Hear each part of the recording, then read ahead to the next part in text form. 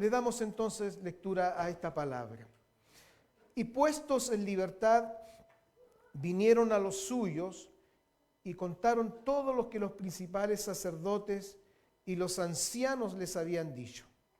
Y ellos, habiéndolo oído, alzaron unánimes la voz a Dios y dijeron: Soberano Señor, tú eres el Dios que hiciste el cielo y la tierra, el mar y todo lo que en ellos hay, que por boca de David tu siervo dijiste: ¿por qué se amotinan las gentes y los pueblos piensan cosas vanas? Se reunieron los reyes de la tierra y los príncipes se juntaron en uno contra el Señor y contra su Cristo.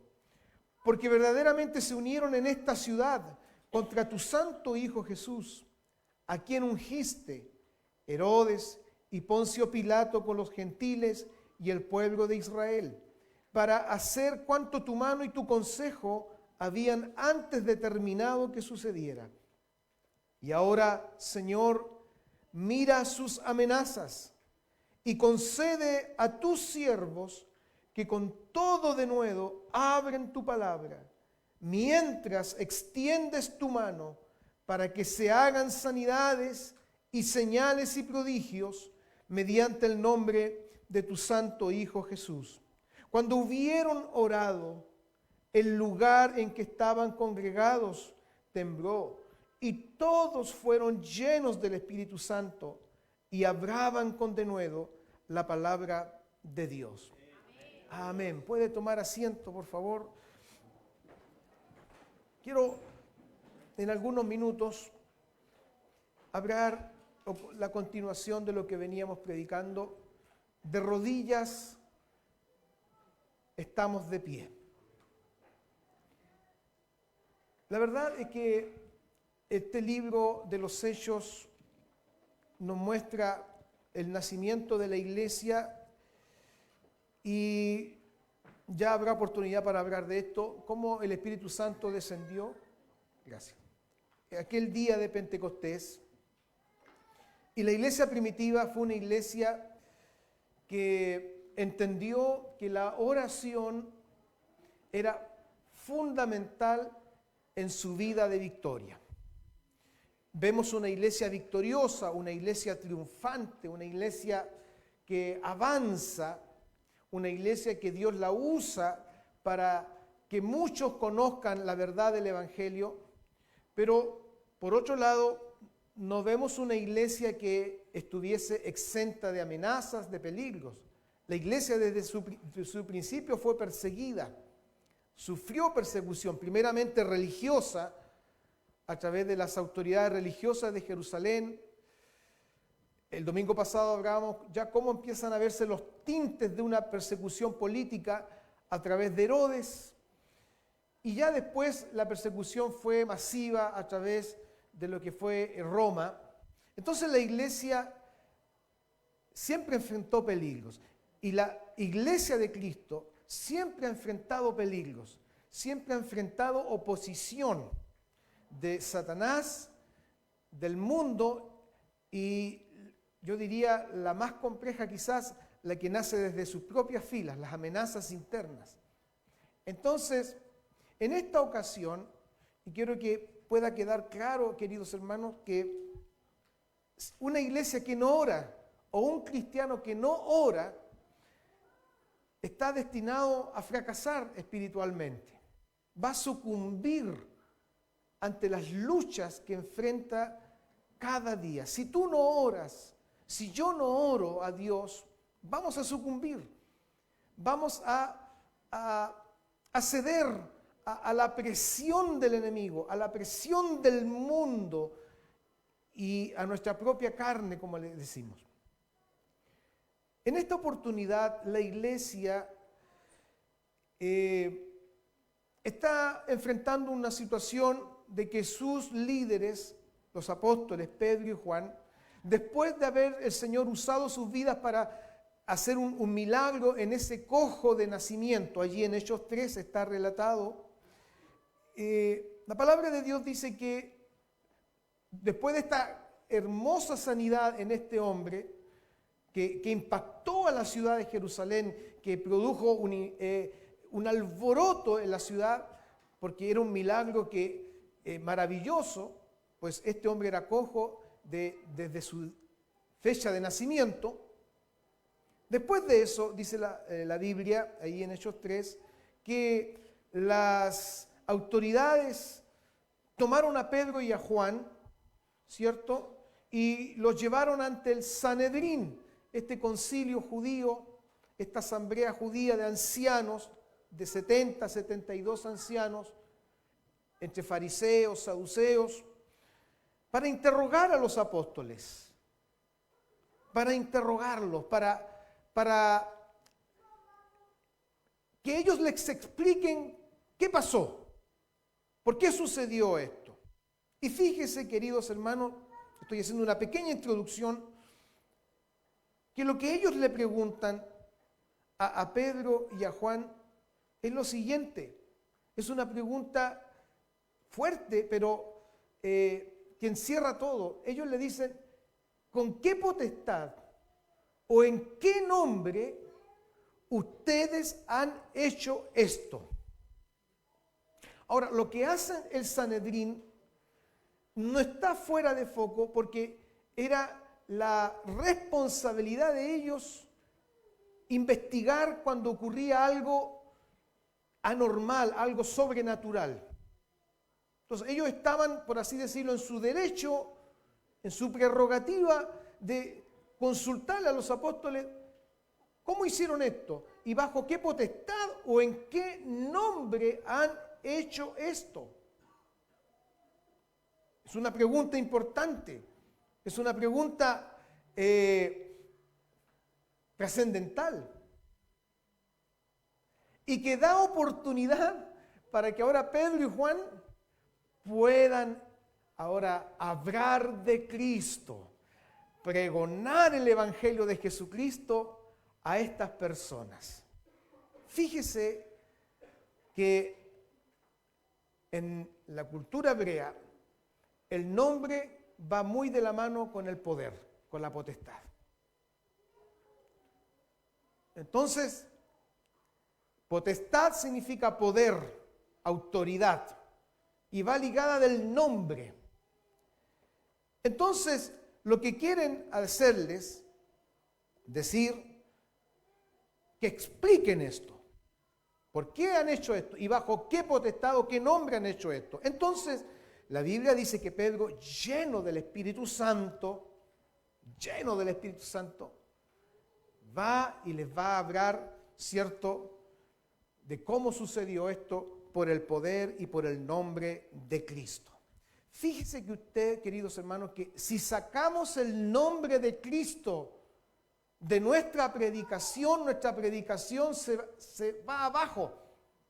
Si sacamos a Cristo, si sacamos su nombre de nuestro discurso, de nuestro mensaje, el mensaje se nos va abajo, el mensaje se nos diluye, el mensaje no tiene fuerza, el mensaje no tiene poder ni potestad. Por eso les decía yo, el nombre va muy ligado de la potestad. Y Satanás intenta, y ha intentado, y sigue intentando, que Jesucristo sea sacado del mensaje. Que hablemos de muchas cosas, pero menos de Cristo. Ese es el juego del enemigo. Que Dios nos ayude para que nunca saquemos de nuestra predicación y de nuestro mensaje el nombre poderoso y maravilloso de Jesucristo, el Señor. Porque se nos viene abajo todo. Y pasaríamos a ser meros personas que entretienen a la gente, que le hablan a la gente para tenerla tranquila, entretenida, pero esa no es la función. Nuestra predicación debe ser cristocéntrica. Nuestra predicación debe ser en el nombre de Jesucristo y con la autoridad del que emana del nombre de Cristo. Por eso Pedro después les va a decir lo siguiente. Miren lo que dice en estos tan conocidos versículos nuestros. Cuando ellos les dice, Pedro, porque no hay otro nombre. ¿Cuántos dicen amén? No hay otro nombre. allí en el versículo 12. Y en ningún otro hay salvación. ¿Cuántos dicen amén? En ningún otro hay salvación. Porque no hay otro nombre bajo el cielo. Nuevamente, nombre dado a los hombres en que podamos ser salvos. La predicación de Pedro se sustentaba en Cristo y su obra. Él dice, Él es la piedra reprobada por vosotros los edificadores. Él es la piedra principal del ángulo de esta gran edificación. Y ustedes la han rechazado. Y Él dice, no hay otro nombre, en ningún otro hay salvación. No podemos separar a Cristo del plan de salvación y no podemos separar a Cristo del cristianismo. Gloria al Señor. No hay otro, no hay ninguna otra salvación sino en el nombre de Jesús. Y no hay otro nombre dado a los hombres, dice la palabra. Dios nos dio a Jesucristo. Él nos dio al Hijo, gloria al Señor. Él dio a su Hijo para que muriera por nosotros. Dado a los hombres, regalado a los hombres, en que podamos ser salvos. Gloria a Dios. Entonces, bajo esta situación, queridos hermanos, ellos vieron... El Sanedrín vio el denuedo, vio esa autoridad en Pedro y Juan con la que hablaban. ¿Y por qué les asombró? Porque dice la palabra que sabían que ellos, Pedro y Juan, eran hombres sin letras y del vulgo. Es decir, no es que fueran analfabetos, no habían pasado por las escuelas rabínicas que le habían dado la instrucción. Ellos sabían porque eran pescadores. No eran rabinos, no eran nada de eso. Entonces les asombra cómo Pedro habla así, con una gracia, con una autoridad, con una sabiduría, con un desplante espiritual. Porque sabían que no habían pasado por las escuelas rabínicas, no habían tenido una formación escritural acabada como la tenían ellos. Y les asombra. Pero lo que pasa es que el Espíritu Santo hablaba a través de ellos. Gloria al Señor. Más todo lo que habían recibido de Cristo en esos 3 años, ahora el Espíritu Santo se los estaba recordando y ahora ellos podían proclamar esta palabra a todos ellos y se maravillaban. Pero hay algo interesante, allí en el versículo 13 dice, y les reconocían que habían estado con Jesús. Aleluya. ¿Quién puede hablar de Cristo con el denuedo, con la gracia, con la sabiduría y el poder? Solo los que están con Jesús. Solo los que pasan tiempo con Cristo, solo los que pasan tiempo con Jesús tienen ese denuedo, tienen ese poder, tienen ese fuego, llámelo como quiera, tienen esa autoridad para hablar de Cristo a otros. Les reconocían que habían estado con Jesús. ¿Cuánto tiempo estamos con Jesús nosotros? ¿Cuánto tiempo pasamos con Cristo nosotros? El estar con Jesús hace que tú puedas después hablar de Él a otros con esa autoridad y ese poder. Por eso Pedro después dijo, o le dijeron, miren, ustedes les amenazan, los amenazan y les prohíben hablar en este nombre. ¿Sabe? Siempre Satanás va a impedir a toda costa que se hable en el nombre de Cristo. ¿Sabe por qué? Ya la respuesta la dijimos. Hay poder en el nombre de Cristo. Hay poder en su nombre. Los amenazan, les dicen, ustedes no hablen más, los vamos a soltar. Los vamos a dejar en libertad, los habían llevado a la cárcel, pero no abren más en este nombre. Queridos hermanos, para el tibio, para el frío espiritualmente, que le digan eso le da lo mismo. Total, estoy libre, no quiero tener problemas con nadie, ¿cierto? Estoy libre, bien. Eso es para el tibio, eso es para el que anda ahí nomás espiritualmente, anda frío. Pero para aquel que sabe quién es Jesucristo y sabe que Él hizo una obra en él, una amenaza así no lo puede dejar indiferente. ¿Qué le respondieron Pedro? Le dijeron, miren, juzguen ustedes. ¿Es mejor obedecer a Dios o a los hombres? Pero aquí viene otra respuesta también poderosa. Porque, versículo 20 de Hechos 4, no podemos.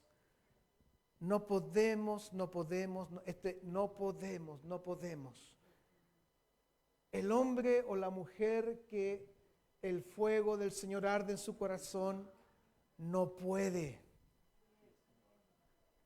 No puede. ¿Qué no puede?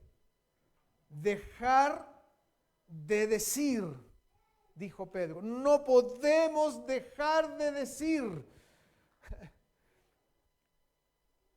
¿Qué cosa?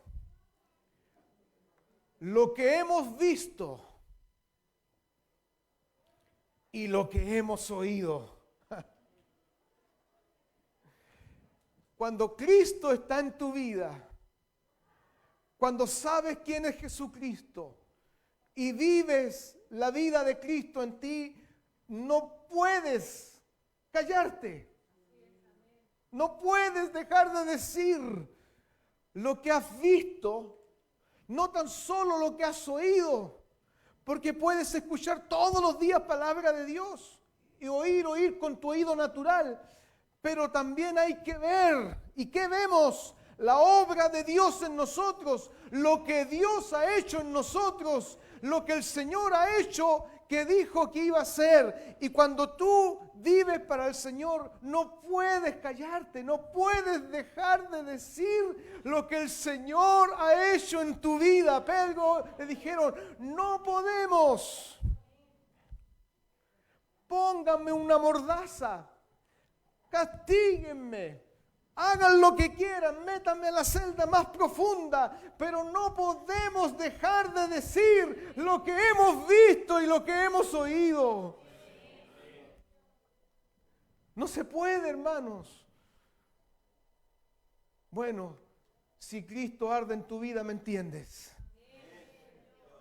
Si estás tibio y si estás más frío, no lo vas a entender. Pero si Cristo arde en tu corazón y el nombre de Jesucristo arde en tu vida, ¿me entiendes, cierto? No podemos callarnos, no podemos. Es como cuando Jeremías dijo, intenté callarme, intenté no hablar más en este nombre, y porque lo encarcelaban al pobre, porque lo hacían llorar a Jeremías por algo, le decían el profeta llorón, lo humillaban, lo miraban en menos, lo tiraban al cepo, intentó callar, dijo, no hablo más en el nombre del Señor, porque no quiero sufrir más. Eso dijo Jeremías, no hablo más, pero dijo él, había en mí un fuego, aleluya, irresistible, que no lo podía resistir, aleluya. Y por eso estaba el 8 días diciendo, así dice Jehová el Señor, alabado sea Dios. No podemos, hermano, no podemos. Eso el apóstol Pablo dijo, me es impuesta necesidad, dijo Pablo, esta necesidad de predicar el Evangelio. Incluso dijo, ay de mí si no anunciar el Evangelio. Ay de mí. Y la verdad es que cuando el Señor arde en el corazón, no podemos callarnos, no podemos estar silentes, no podemos estar quietos. ¿Y eso dónde sale en la Biblia, pastor? Ya le hablé de Jeremías. Pero es que eso es el Antiguo Testamento. Vámonos al Nuevo Testamento entonces, si no me cree. Vámonos a este mismo libro de los Hechos, cuando Pablo está allí en Atenas. Y estaba allí, la ciudad estaba llena de idolatría y Pablo estaba allí Y dice que su espíritu se enardecía al ver tanta idolatría. Y voy a hacer un poco de Biblia ficción. Me imagino a Pablo, ¿cómo hablo aquí? ¿Cómo predico aquí? ¿Cómo les hablo a estos atenienses, que estos son los campeones de la filosofía y del conocimiento? ¿Cómo les hablo? No hay aquí una sinagoga. ¿Cómo lo hago? Porque así es cuando el Espíritu Santo te mueve a hablar de Él, a hablar de Cristo. Y de repente vea una estatua, ¿cierto?, que decía al Dios no conocido. Esta es la mía. Aquí voy a hablar de Cristo. Y les abre y se toma de eso y le empieza a hablar. Y va allí al foro, a Areopagita, y habla de Cristo, gloria al Señor. Y se manda un mensaje, si usted lo lee, de un nivel superlativo al nivel de los mismos filósofos. Es así. No podemos dejar de decir lo que el Señor ha hecho en nosotros. ¿Te puedes callar? No te puedes callar. No podemos callarnos. ¿Sabe? Hoy día la gente abra. Y abran todas las personas defienden su pensamiento, defienden su ideología y abran. Y me estaba acordando la otra vez de cuando un rey hizo callar a un presidente. Cuando dijo, ¿por qué no te calláis? Le dijo, porque habrá puras tonteras. Le mandó una parada de carro, ¿por qué no te callas? ¿Se acuerdan? El rey Juan Carlos. Claro, porque escuchar a ese hombre, y ahora el que está ahora lo mismo. Vengan a decir, ¿por qué no te callas? Eso pasa cuando alguien habla y habla puras tonteras, pero cuando alguien habla de Cristo, lo pueden hacer callar, pero no se puede resistir el poder que sale a través de esa predicación. Aleluya, es irresistible. No podemos dejar de decir. Y les amenazaron y les soltaron. Esa es la introducción de este mensaje. Ahora viene el mensaje, pero no voy a predicar todo el mensaje para que no se asuste. La introducción es esa, los amenazaron. Y lo primero que quiero decir ahora entrando en el mensaje, son 3 partes, pero voy a hablar de una. Una iglesia amenazada. No hay mayor amenaza para la iglesia que le digan que no hable más de Cristo. Esa es la mayor amenaza. ¿Sabe? Estuvimos en una pandemia.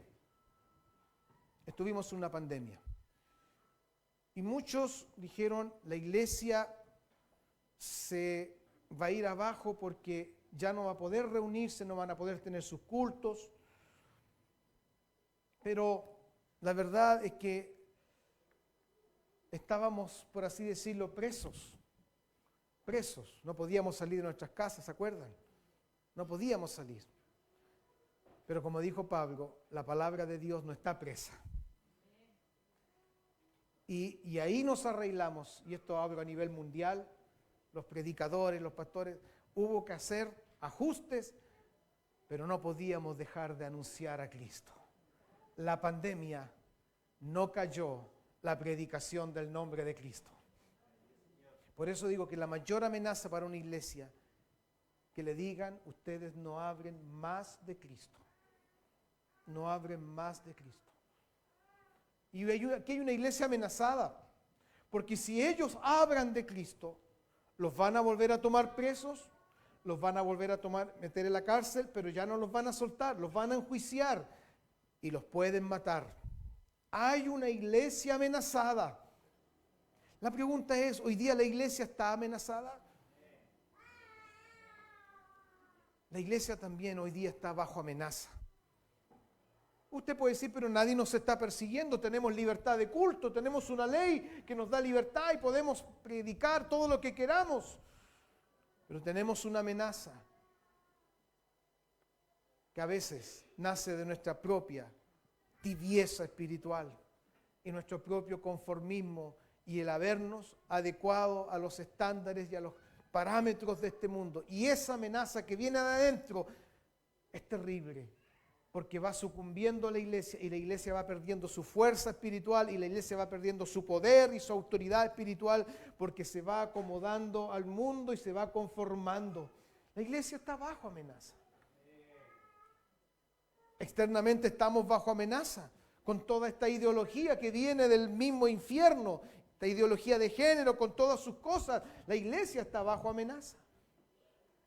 Otra amenaza que estamos viendo hoy día, ustedes ya saben, la llamada iglesia satánica, que están pidiendo personalidad jurídica para levantar ahora sus templos. Es una amenaza que estamos teniendo. Usted dirá, pero ¿qué nos van a hacer si allá ellos que adoren a Satanás? No, es una amenaza, porque no es tan solo que adoren a Satanás, hay cosas horribles en esos rituales, en esos cultos que ellos hacen. Y van a comenzar por eso. Y después, bien decía un pastor amigo, después van a empezar a pedir poder hacer clases de su religión en los colegios. Y van a querer también estar en las ceremonias públicas. Fíjate cómo trabaja el enemigo. ¿Estamos bajo amenaza? Sí, estamos bajo amenaza. Hay una iglesia que está amenazada. ¿Y qué hacen ellos frente a esta amenaza, queridos hermanos? Versículo 23. Y puestos en libertad, dice la palabra del Señor. Alguien puede decir, qué rico, fueron puestos en libertad, gloria a Dios. No es lo más importante que hayan sido puestos en libertad. No es lo trascendental del relato bíblico que ellos fueron libres o fueron puestos en libertad. No es lo más importante. Sí, el texto lo menciona porque después de haber sido liberados, dice la palabra del Señor, ¿a dónde fueron? Vinieron a los suyos y le contaron todo lo que los principales sacerdotes y los ancianos les habían dicho. Para terminar esta parte, ¿qué habla esto de que vinieron a los suyos? Nos habla de 4 cosas. Nos habla de unidad.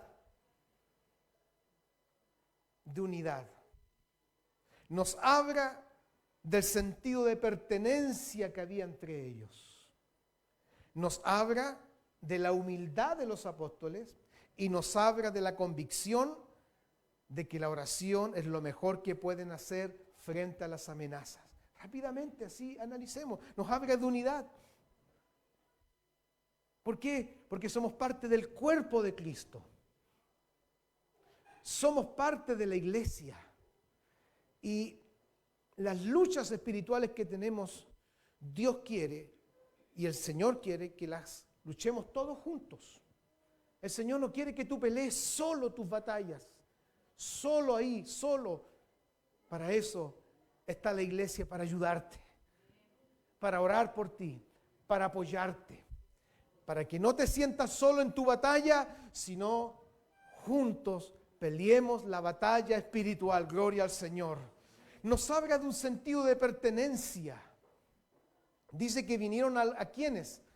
A los suyos. ¿Tiene usted ese sentido de pertenencia con la iglesia? ¿Sabe que quien tiene usted a su lado es su hermano? Es suyo, es su hermano, su hermana. Mírelo, es su hermano, es su hermana. Es suyo. Por eso que nosotros decimos, mi hermano. ¿Cómo está mi hermano? Alguien dice, no, eso es muy pentecostal. No, es bíblico. Mi hermano, mi hermana, sentido de pertenencia. Esta es mi iglesia, esta es mi congregación. No es que esté diciendo abanderándonos con un título. No, mi iglesia es el cuerpo de Cristo. Esta es mi comunidad de fe. Mi iglesia, pertenezco a esta congregación. Así como otros hermanos pertenecen a otras congregaciones. Esta es tu comunidad. Siéntete parte de ella porque somos tus hermanos y tú eres mi hermano. Gloria a Dios. ¿A quién le puedo contar mis luchas espirituales si no es un hermano en la fe? No, yo se las cuento a mi colega. ¿Y el colega es cristiano? No, no es cristiano, pero es buena onda. No. ¿Sabes lo que te va a decir el colega? Tira para adelante, es lo típico. Échale para adelante, ¿cierto? Ni hablar si tienes problemas matrimoniales. ¿Qué te va a decir la persona? ¿Sabes qué? Dale filo nomás y no te preocupes. Total. Eso es lo que te puede dar un consejo a una persona de buena intención. Pero un hermano, uno que es tuyo, tu hermano, un verdadero hermano, por supuesto, ¿sabes lo que te va a decir? Hermano, ¿te ayuda a orar? ¿Oramos los dos? Busca el consejo bíblico, busca el consejo que está en la palabra de Dios. O anda a hablar con el pastor, o anda a hablar con el hermano anciano. Un consejo. Eso es ser parte de la comunidad de fe, de la iglesia de Cristo. Algunos dicen, no, yo no necesito la iglesia, yo no necesito eso. Vivo mi evangelio solo. No, la Biblia nos habla de la iglesia, del cuerpo de Cristo. Hay toda una carta que habla de eso, de Efesios, de la iglesia. Vinieron a los suyos, dice la palabra. Qué lindo es saber que cuando tenemos una dificultad puedo venir a la iglesia, puedo decir, hermanos, me pueden ayudar a orar, estoy pasando esta situación, estoy pasando este problema, me ayudarían a orar. Y lo mínimo que nosotros podemos decir, amén, te vamos a ayudar a orar. No luches solo, no batalles solo, porque el día de mañana tú vas a orar por mí. Y yo voy a estar en el otro lado y diré, hermano, sabe que necesito que me ayuden a orar. Pueden orar por mí. No te apartes del rebaño, no te apartes de los tuyos. Estos son tus hermanos, esto es tu familia, la familia de fe. Gloria al Señor. Ama a tus amigos, ama a tus colegas, quiérelos, háblales de Cristo. Pero aquí está tu familia. Gloria al Señor. Así que quien tenga a su lado, eres mi hermano, mi hermana. Mírelo porque es su hermano. Y Cristo está reflejado en él. No mire sus arrugas, no mire sus... No. Mire que Cristo está reflejado en él.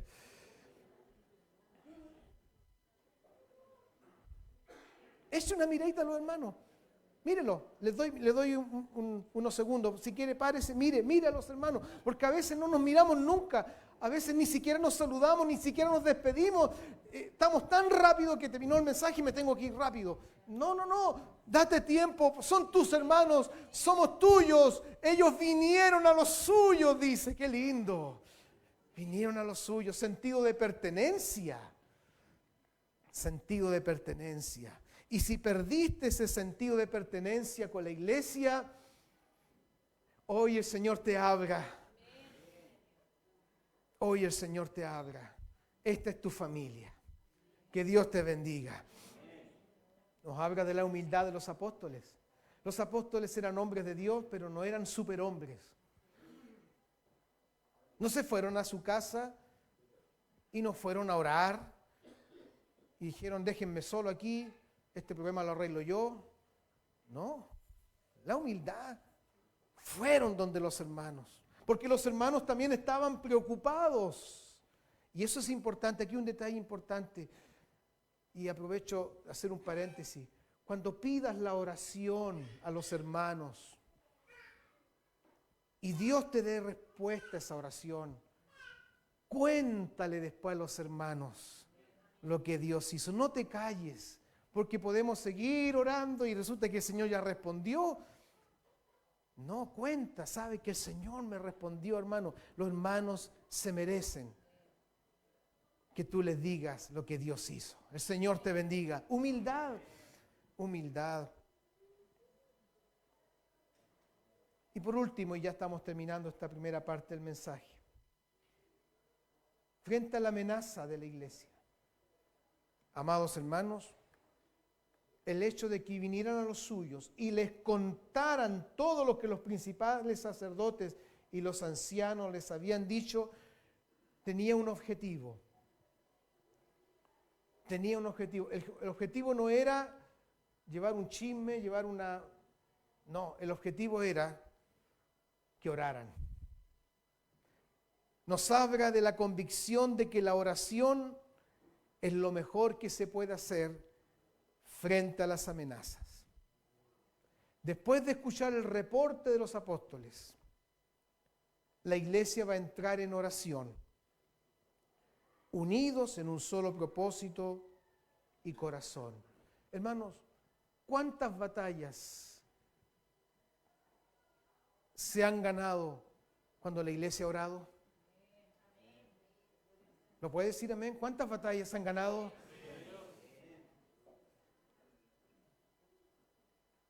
Disculpe, hermano Néstor, que lo tome como ejemplo de nuevo, pero es como el símbolo. El niño símbolo, dijo alguien por ahí. Fue en una oración, en una reunión de oración, cuando nuestro hermano llegó destruido. Y aún lo recuerdo. Estábamos orando en la sede los martes y allá llegó él. Y nunca olvido, lo que pasa es que cuando el hombre no tiene a Cristo hasta se ve así como desaliñado, así desordenado. No sé si andaría sucio, no sé. Bueno, es que el pecado hace ver a la persona así mal. Llegó mal. Y me acuerdo la hermana acá dijo, pastor, me dijo, él es mi hermano, puede orar por él. Amén. Pero dije, tráigalo aquí al medio, vamos a orar todos por él. Y oramos por él. Y ahí el Señor obró. Ahora alguien dirá, pero hermano Néstor, ¿le falta harto todavía? Claro que le falta harto, pues sí. ¿Y a ti cuánto te falta? A todos nos falta. Porque vamos en un camino de perfección. Pero el Señor lo salvó. ¿Cómo te salvó a ti? ¿Cómo me salvó a mí? ¿Cuántas batallas se han ganado cuando la iglesia ha orado? ¿Cuántas batallas se han ganado? Por eso, cada vez que el Señor nos convoque a orar, juntémonos a orar, porque Dios va a obrar en ese día. Dios va a obrar por medio de la oración.